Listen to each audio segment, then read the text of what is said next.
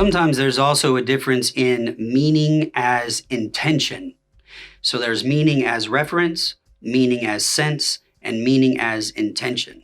Now, this third one can lead us into a very complex discussion of the art of interpreting speech and literature.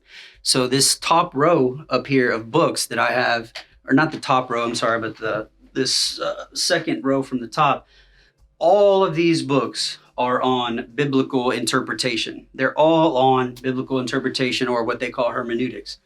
And this one in particular says, is there a meaning in this text? It's by Kevin Van Hooser. It's an older book, and in that book, the whole thing is basically discussing meaning as intention. Because in the 20th century, there were some people that said, when you're trying to interpret a text, the intention of the author is irrelevant. That the really important thing about reading a book is what you, the reader, intend it to mean.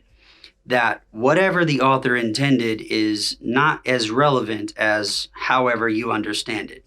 So this is a sort of philosophical discussion about intention, but the only thing I want to point out is sometimes we as speakers make mistakes.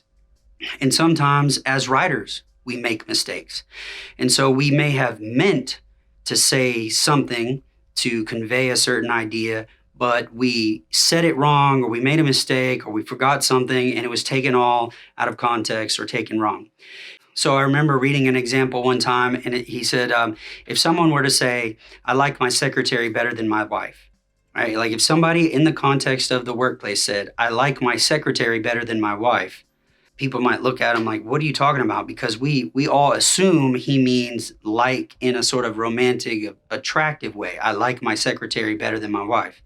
But then if you ask him to clarify, he'll be like, no, I like my secretary better than my wife does, right? So he's not comparing his attractiveness, or he's not comparing how attracted he is to his secretary versus his wife. He's saying when it comes to his secretary, he likes her, his wife likes her too, but to unequal degrees. He likes his secretary better than his wife likes his secretary.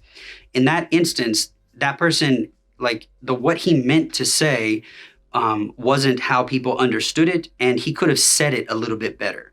So sometimes there is this important distinction between what the author or what the speaker intended to say, and sometimes we don't pick up on it.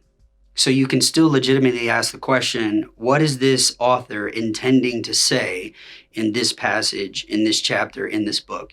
And what is Brandon intending to say in doing these lectures on video about meaning and hermeneutics?